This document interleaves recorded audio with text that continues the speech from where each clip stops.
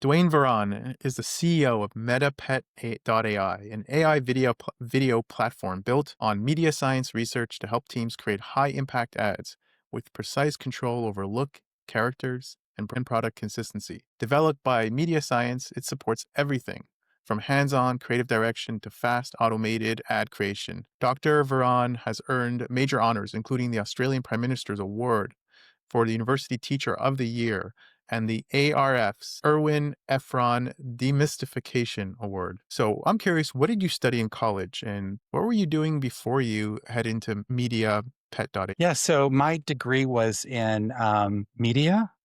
My PhD actually was very cool. I took these two islands in the Pacific that had no TV, and the government was phasing in the introduction of television. And so then one island got it and the other didn't. And then the other eventually got it. And so I had this perfect natural experiment to study the effects of television on. So that was the basis of my PhD, and that was the start of my career. And then I was an academic for many years until one day I got a call from Disney and they said, "We want you to head up our innovation lab." And I said, "No." I said, "I'm an academic and I'm happy." And they said, "Don't say no. Tell us what it would take." And so I said, "Well, if it was my private business, maybe I would do it, but you'd have to fully fund it." And so that's how I got into media science, which was almost 2 decades ago. And media science was an innovation lab at first for Disney. But after 5 years, we came out of our exclusivity with Disney and we went on to do similar research for all the TV networks and from most of the major social media firms. And then along the way, about 18 months ago or so, we began working on MediaPet as a research tool and basically for concept testing, for testing ads that don't yet exist. And what we discovered along the way was just how powerful MediaPet was. And that's when we decided to spin it off as its own company. And so that's how I got into MediaPet ultimately. So a long journey.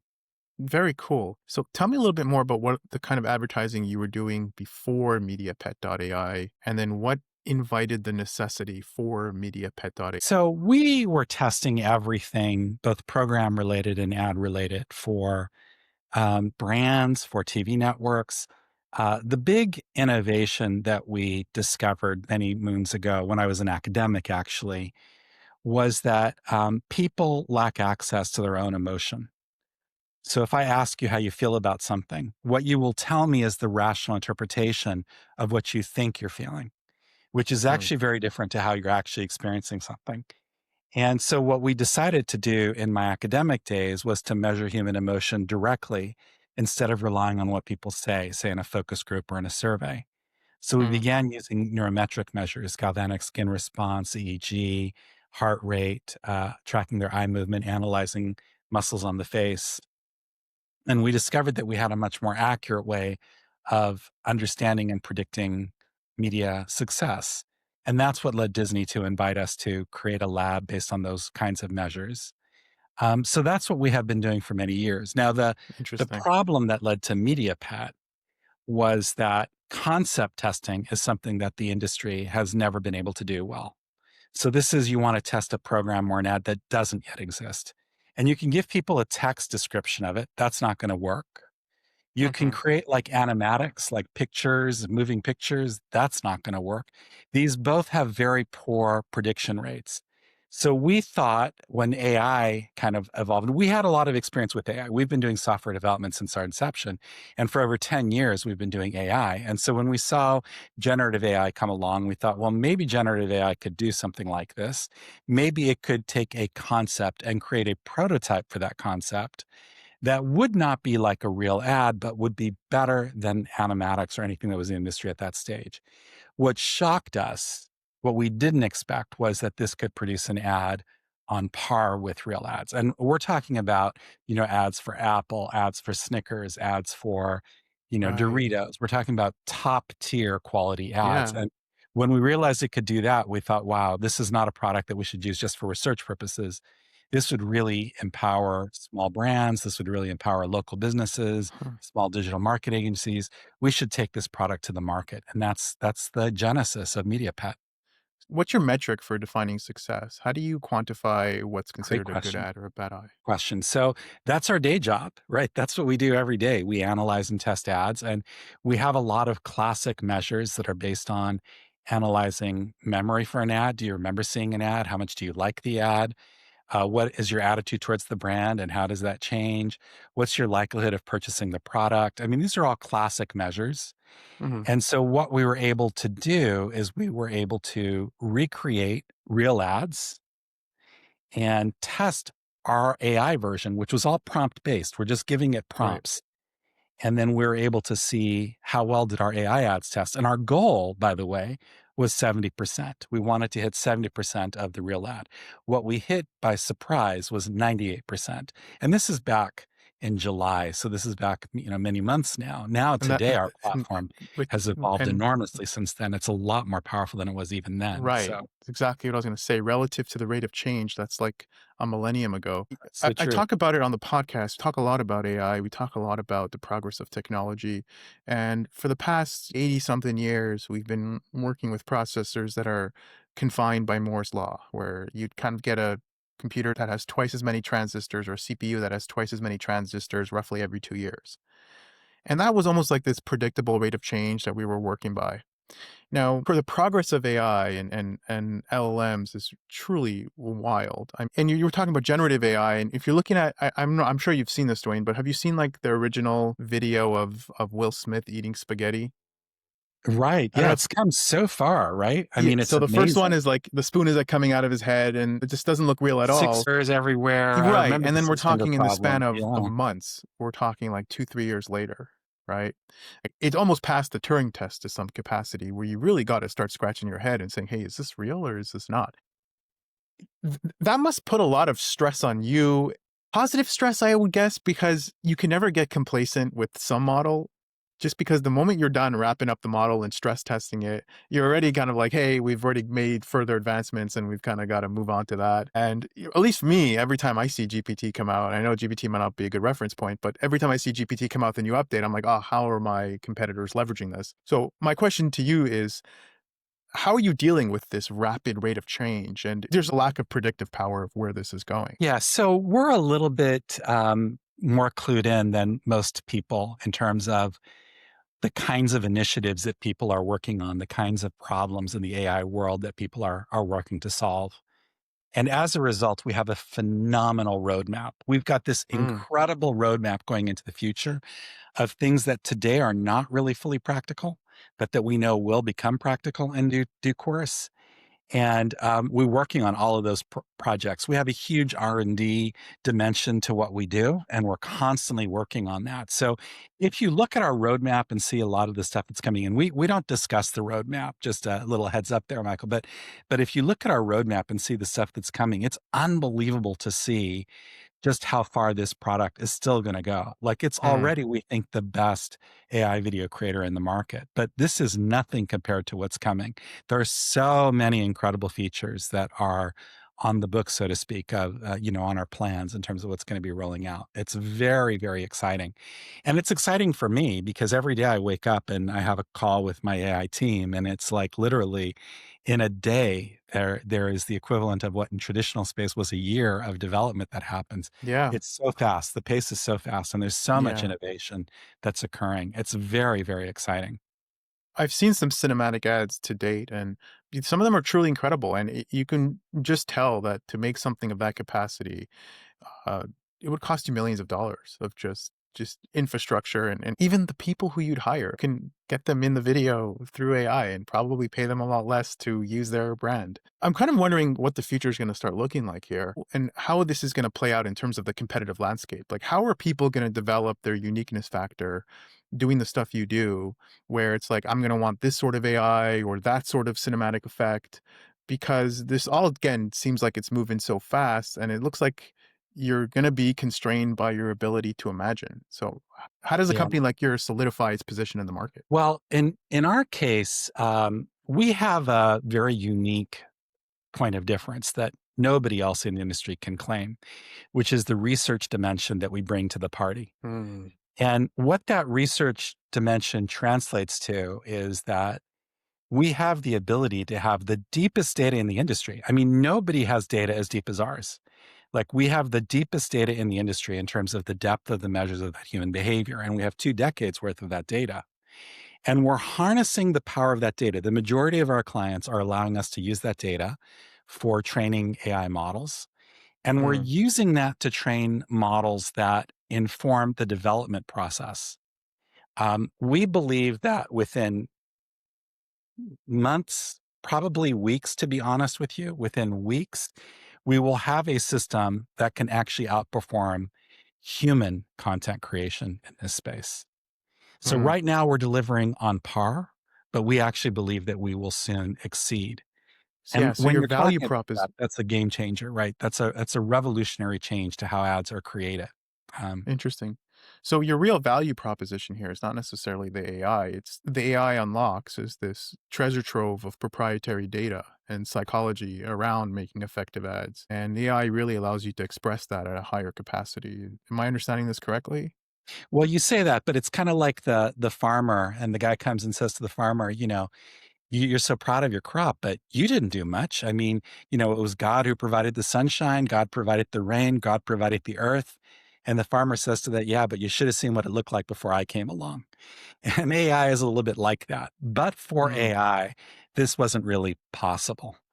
right. When you think about the time cycle for how long it took for us to create software and what would create and what the limits were, I mean, you are talking about just a transformational paradigm shift with AI. So I, Right, I right. wouldn't undersell the AI. The No, AI no, is I'm certainly not underselling the AI. A lot of people are going to have access to more yeah, advanced AI tools in the future, but what will separate you from your competitors is the fact that your foundation is built yes, on yes. uniquely proprietary data points about how ads become effective. Your real value proposition is not necessarily AI, it's the data behind the scenes that AI allows you to unlock and to Yeah, I reach its think greater that's a fair. I potential. think it's true to say that there will be many systems in the near future, and there are today, that can produce an ad that looks good. But the difference is that ours will be a system that looks good and is effective. And that Mm, effective bit is something that people won't be able to do without the data. There has to be that kind of data to inform the development cycle. So I think you're right. right. You're right about And that. people aren't necessarily going to come back to you because the ads are super cool. They're going to come back to you because ultimately they're getting a high level of sales and return a ROI when they use your ads as opposed to someone else. That's true. However, having said that, I don't think there's a platform today that can outperform how the ad looks Mm, to MediaPet. Even the question about how it looks, and let me share with you some background. That research perspective that we bring is is important for the data. Yes, 100%. But it's also important for the approach that we adopt because our approach is based on precision. So for example, we have precise control over every element where most other AI systems have a philosophy of regeneration where if you're not happy with something, you correct the prompt and you regenerate it. mm, But we have the ability to correct everything. You don't like the way that this face didn't recreate properly, let's recreate just the face. We have these tools that allow you to mask just one area and make the change limited to that one area and not everything else. So what that does is that produces a quality of finish that I don't think any other platform today can do. And the other interesting. thing is we validate everything that we do with tests. And I don't think anybody else validates. And so, again, that means that we're making sure that our product is meeting really strict criteria in terms of delivering to its potential. Can you elaborate more on that? How do you test an ad to determine whether this output has a higher level of potential to be an effective ad? So we just get we pay people to watch ads. This is again part of what Mm, we do in media science every day. And so they go into a study and we test one version of the ad. We test one ad versus another ad. So that could be the real ad versus, for example, the ad that we created. For example, recently Coke came out with their big holiday themed ad, beautiful ad. There's been some criticism of it. It was AI generated for the nuance. It took a I saw team that. of 30 people, 100 days to make that ad. I would imagine it had a budget of something like $500,000, I would guess. We then recreated that ad using just prompts in MediaPet. It took one editor 2 hours to create that ad. It was a longer ad than normal. All up with all the edits that we did, a subscriber would have paid less than $100 to have created that ad. And that ad performed on par with the real Coke ad, and it That's crazy. outperformed the ads for Dr. Pepper, for Fanta, for Pepsi, and for Sprite. And That's so, crazy. yeah, this is the real thing. This is a I feel really like powerful platform. I feel like we're going to head to a place very soon where human intelligence is going to be the biggest bottleneck. And the problem's not going to be the ad. The problem's going to be the person adjudicating whether the ad is good or not. Like the person at the prompt is going to be the limiting factor of whether your ad's going to be good or Well, and not. we're working on that. We're working on it. We're getting to a point, like I say, where your prompt will be make me an ad for a flower shop. And Right. our system will produce an ad that Yeah. outperforms a human created ad. That's where we're going to land. And And you're almost that's like the weeks person, away. and the person making the decision can be like, I prefer that one. And the ad's going to be like, no, you don't. You actually Exactly. You'll prefer have a that one. choice of a couple of ads and you can choose from it. Absolutely. And in Very fact, that cool. that speaks to one of the guiding principles that is guiding what we do, which I call the paradigm of attrition. And what I mean by that is like I create music using AI as well. I have my own little virtual band and I post on Spotify. You just mentioned music for a second, and my mind just kind of went straight to this thought. If we would have this conversation 10 years ago of like what a world in AI would look, it'll be kind of right besides the conversation of flying cars. It's never really going to manifest itself, but here it is. And if we were to talk about the first version of an LLM, we would Yeah. talk about something that's done in a sandbox in a lab with scientists kind of probing it in this very careful environment so it doesn't leak out. And, GPT, their first version of AI was thrown into the wild and everyone is just able to ask it. And its refinement comes from people like you and I. And if we were to all guess of like where it would excel at, some might say programming, some might say Oh, something that's kind of pretty 100%.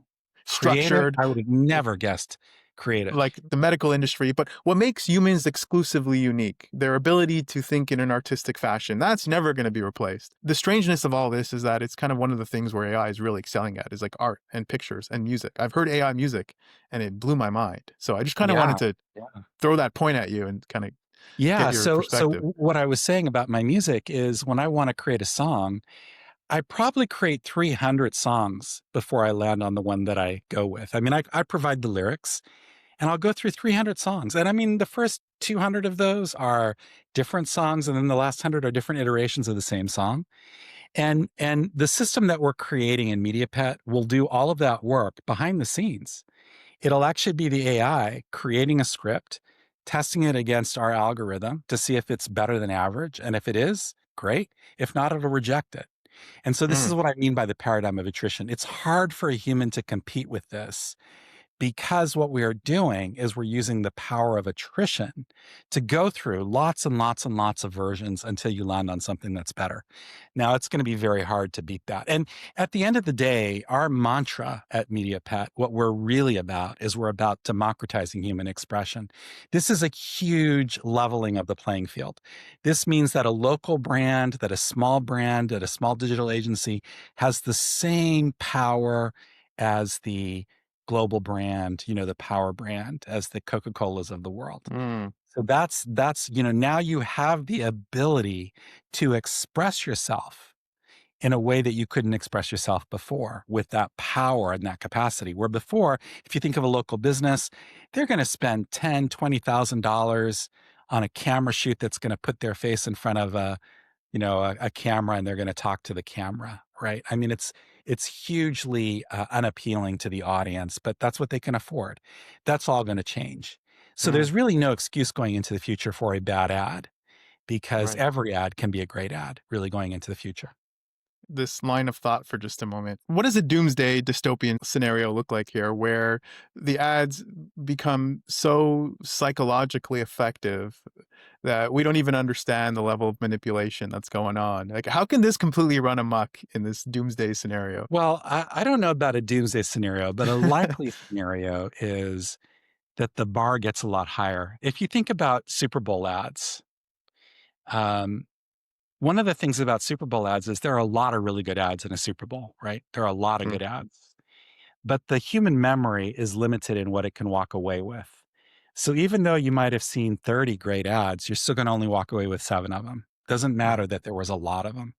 And this is going to be the problem is that as that standard gets higher and higher, it will be harder and harder for your ad to stand out. So for a power brand, it's going to mean that you have to do a lot more work now.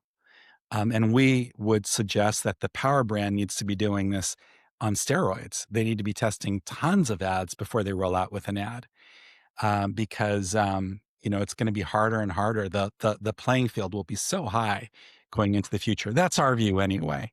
That Yeah. that this is a revolution in the making. So, what's one piece of nuance that traditional ads tend to overlook that MediaPet.ai is accounting for? I don't know about a nuance, but I think that there's a problem. And the problem is that ads are made by the same people. And because they're made by the same people, they tend to look very similar to the other ads. And so what Hmm. you have is you have lots of ads that are average, right? It's very rare that you have an ad that's not average because it requires something.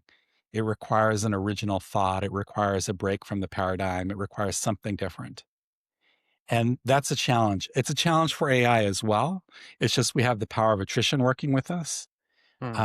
But that's the challenge that I see is that 90% of the value of ads are delivered from those great ads, but they're very few and far between. Right.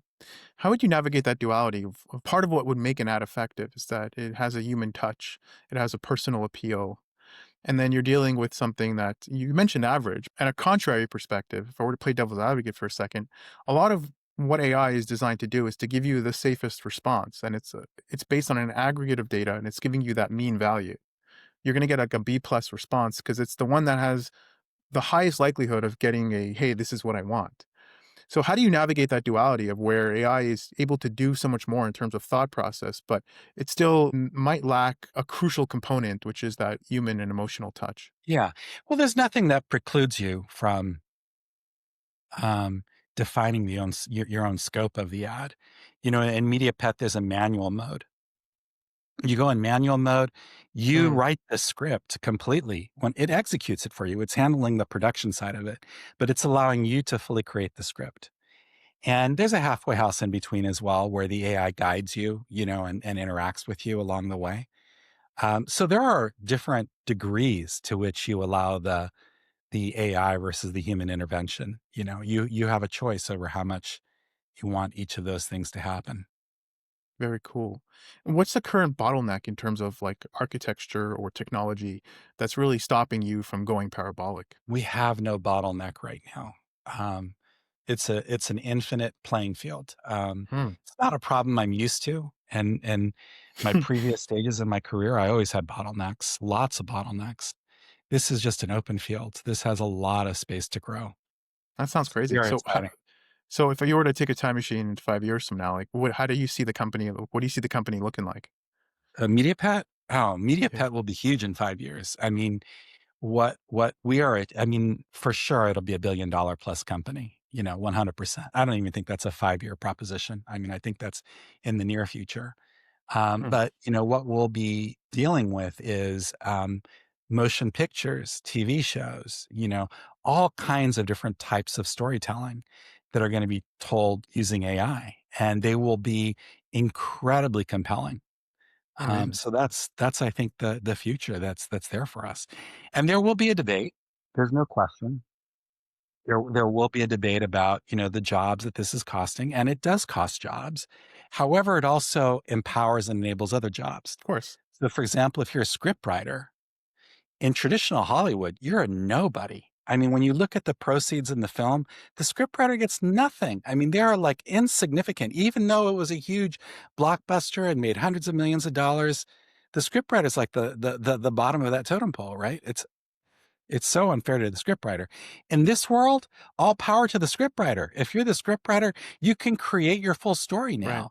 And so Yeah. there is a shifting in terms of where the opportunity, if you will, resides. But there are a Yeah. lot of jobs that will undoubtedly be threatened by this. Yeah, I mean, that's just the beauty of evolution. I mean, the horse and buggy drivers, we can feel bad for them, but you got to innovate or perish. That's just how the world works. And we're in an economy that's moving so quickly that you want to develop a wide set of skills that have a great degree of application because you really don't know what specific direction this world's heading in. We're at the forefront of AI, blockchain, and quantum computing, and these three things together are going to take us a lot. They're going to take how we function and even make us re-question our own value system. It's all incredible stuff. So yeah, staying diversified is definitely important in today's day and age. Dwayne, how could people get in touch with you? Yeah, well, people can, I have a LinkedIn page.